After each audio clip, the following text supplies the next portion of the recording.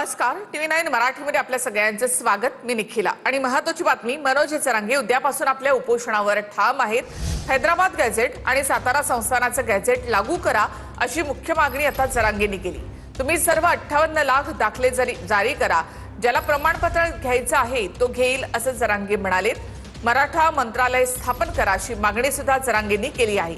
तर 58 लाख नोंदीनुसार कुणाला दाखले मिळाले याची यादी देऊ असं विखे पाटलांनी म्हटलं। जरांगेंच्या मागण्या नोंदवून घेतलेल्या आहेत। विभागीय आयुक्तांसोबत संध्याकाळी चर्चा करून निरोप देतो असं विखे पाटलांनी म्हटलेलं आहे। मंत्री राधाकृष्ण विखे पाटील आणि प्रसाद लाड यांच्या भेटीनंतरही मनोज जरांगे हे उपोषण करण्यावर ठाम आहेत।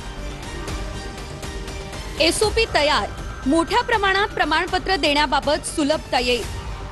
अधिकाऱ्यांच्या निष्क्रियतेमुळे प्रमाणपत्र देण्यात अडथळे, जनजागृतीसाठी गाव पातळीवर समितीची स्थापना। काही ठिकाणी समितीकडून समाधानकारक कार्यवाही झालेली नाही। आंदोलनातील 668 पैकी 567 गुन्हे मागे घेतले, तर 191 कोर्टात प्रलंबित। समाज बांधवांना न्याय देण्याची सरकारची ही भूमिका आहे। 58 लाख नोंदींपैकी 12 लाख प्रमाणपत्र देण्यात आले। कोर्टात प्रकरण असल्यानं सातारा गॅझेटवरून सध्या वेट अँड वॉच।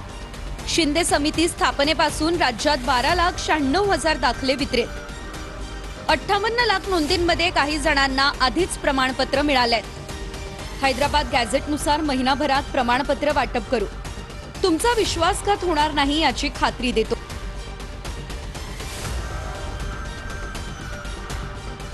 मुख्यमंत्र्यांना सांगा, मराठ्यांना एकदा आरक्षण देऊन बघा। फडणवीसांना विचारल्याशिवाय अधिकारी कामच करत नाही। मुख्यमंत्री कार्यालयातून प्रमाणपत्राचं वाटप थांबवण्याचे आदेश। अधिकाऱ्यांची नावं सांगितली तर निलंबित करणार का? शिंदे समिती आल्यापासून किती नोंदी शोधल्या गेल्या? मला नाही मान्य। मला 58 लाख नोंदीचे प्रमाणपत्र पाहिजेत, गॅझेटनुसार प्रमाणपत्र सुरू पाहिजेत। हे तुमचं मग दोघांचं भांडण। मला सातारा संस्थांचा JR पाहिजे। केसेस मागे घ्या, लेखी दिलेले, लेखीचं दाखवतो। सातारा संस्थांच्या मध्ये उद्या आपलं अडकलं घोंगडं हैदराबादचं सुद्धा, तर काय करणार तुम्ही? मग 54च अडका। मग नाही तसंच होईन मग, होय ना? बरोबर आहे, 54च अडका। ते आहे ते खरं, तुम्ही फसू नका, मी फसत नाही।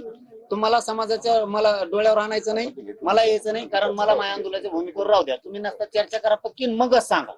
जर तुमच्यामुळे असं म्हणायला होईल, ऐका ना, आता तुमच्यामुळे असं म्हणायला होईल की आंदोलन पण मोडलं आणि दिलं पण काही नाही समाजाला। पाटील, आपली फसवणूक होणार नाही। आता मी मागण्या नोंदून घेतल्या, तू चर्चा करतो आणि आपल्याशी बोलतो। ठीक, काय हरकत नाही।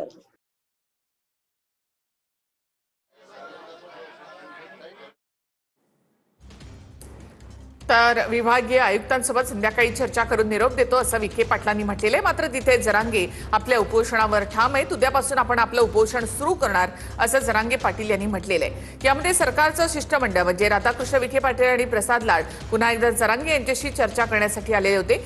जरांगे यांनी या शिष्टमंडळासमोर 3 मागण्या ठेवलेल्या आहेत। हैदराबाद गॅझेट काढले, अहो नाही देत प्रमाणपत्र। तुम्ही म्हणतात अधिकाऱ्याला सांगितलं नाही, सरकारने सांगितलं, कचाकच नाव सांगू नाव तुम्ही करता सस्पेंड, नाव सांगत वरून डायरेक्ट CM ऑफिसून फोन आला, सध्या थोडं थांब, सध्या थांब। मला ते बिचाऱ्याला नोकरी करायची, गेलं थांबून। अर्ज दाखवायचे का? तुमचं म्हणणं असं अर्ज नाहीत, मी तुम्हाला एकट्या मिनिटात मारण्याचे अर्ज दाखवतो। फोन करतील।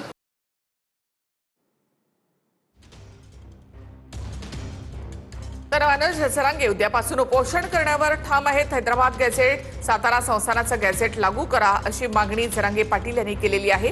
तसंच ज्यांच्यावर गुन्हे दाखल होते ते गुन्हे देखील मागे घेतलेले आहेत, त्याची कागदपत्र दाखवा असं देखील जरांगे पाटील यांनी म्हटलेलं आहे।